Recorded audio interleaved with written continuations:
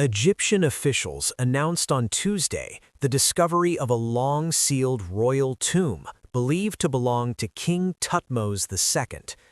For more than 5 centuries, this tomb remained completely untouched. No footsteps crossed its threshold, no light entered its chambers, no air moved within its walls. Time passed above it, empires rose and fell, wars reshaped the land, and civilizations transformed. Yet beneath layers of stone and earth, the tomb remained perfectly still.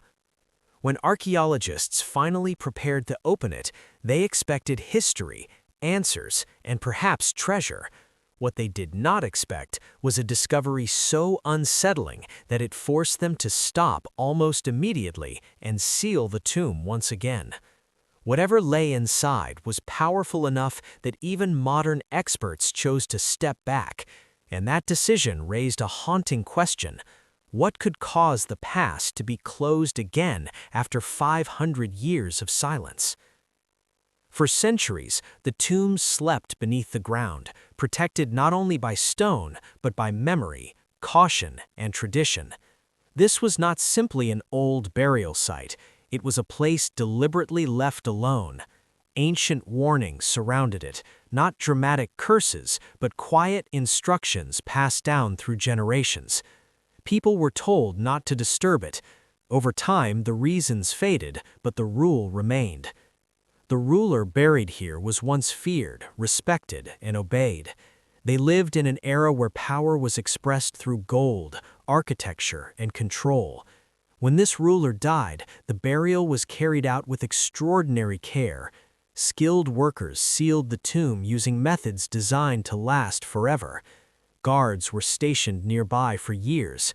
Later generations were instructed to leave it untouched, and for centuries they did. As time passed, stories replaced facts. Some believed the tomb held rare and priceless objects. Others whispered that something inside was unfinished or dangerous. Elders warned younger generations not to approach the site, not because of monsters or magic, but because some things, they said, were never meant to be reopened. Still, curiosity has a way of surviving time. Historians eventually rediscovered references to the tomb hidden within fragile texts and incomplete records.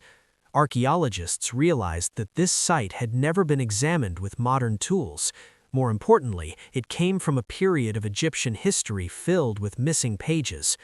Opening it could answer questions about royal life, burial traditions, and beliefs about death that had long been lost. After years of debate, permission was granted. The planning was meticulous. Cameras, environmental sensors, medical teams, and preservation experts were brought in. Every step was designed to minimize risk. No one rushed. Everyone understood that once the tomb was opened, it could never return to its original state. Standing before a sealed royal tomb is not like opening a door. It feels more like knocking on history itself without knowing what might answer. As excavation began, the site grew quiet. Conversations softened, movements slowed. The stones marking the entrance were deliberate, carefully placed centuries earlier. This was not a resting place built in haste. It was intentional, protective, almost defensive. When the final stone seal came into view, the weight of the moment settled over the team. This barrier had not moved since the day it was set in place. Engineers explained that even a small shift would permanently alter the tomb's internal environment. Once broken, history would awake and there would be no turning back. As tools touched the stone, the air felt heavy.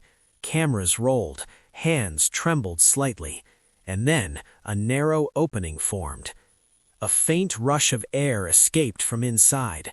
This was air that had not mixed with the outside world for 500 years. The team paused immediately. Sensors monitored temperature, pressure, and gas levels. Small cameras were inserted through the opening. What appeared on the screens surprised everyone. The interior was dark, compact, and astonishingly preserved. The The walls showed almost no decay, as if time itself had slowed once the tomb was sealed. As the opening widened slightly, specialists noticed something unusual. The smell was unfamiliar, not rotten, not sharp, but wrong. Air readings began to fluctuate in ways no one could fully explain. Fine particles drifted outward, behaving unlike ordinary dust. They remained suspended longer, moving in unnatural patterns. Inside, the chamber revealed something even more unsettling. There were no great piles of treasure, no extravagant displays of wealth. Instead, objects were arranged with restraint and precision. Fewer items, more space. Everything felt controlled, purposeful. The burial chamber itself was set back, protected by additional layers of stone, as if the builders expected intrusion, even centuries later. Some internal spaces appeared sealed within the sealed tomb, suggesting containment rather than protection. At that moment, the mood changed. This was no longer a simple excavation. The tomb did not feel passive. It felt designed to respond. Sensors began showing unstable patterns, not immediately dangerous, but unpredictable. Engineers rechecked the equipment. There were no errors. The tomb's internal environment appeared to react to exposure. Medical experts warned of potential long-term risks. Ancient materials released after centuries of isolation can affect the human body in unknown ways. And more troubling still, the internal balance of the tomb seemed deliberate. Temperature, pressure, and composition appeared carefully maintained for centuries. Opening it further could destroy that balance permanently. The question was no longer what is inside, but should it be disturbed at all? After careful discussion, the team leader made a decision rooted not in fear, but responsibility. The order was given to stop. The opening was slowly reduced, pressure was stabilized, the seal was reinforced without causing damage.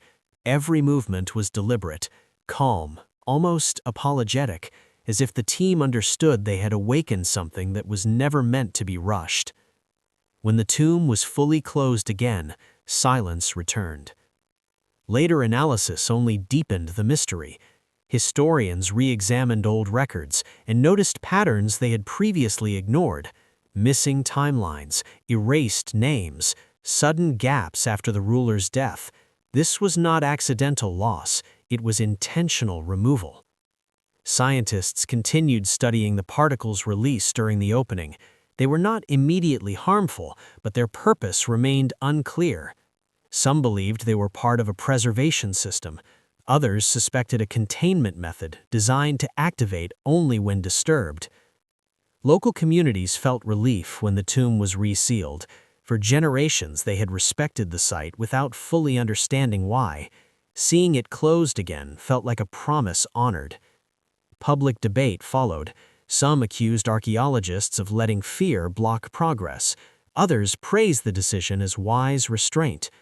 Archaeology, after all, is not only about discovery, it is about responsibility. Once something is opened, it cannot be undone. Today, the tomb remains sealed. Its contents are still unknown, but its message is clear. The past was not naive.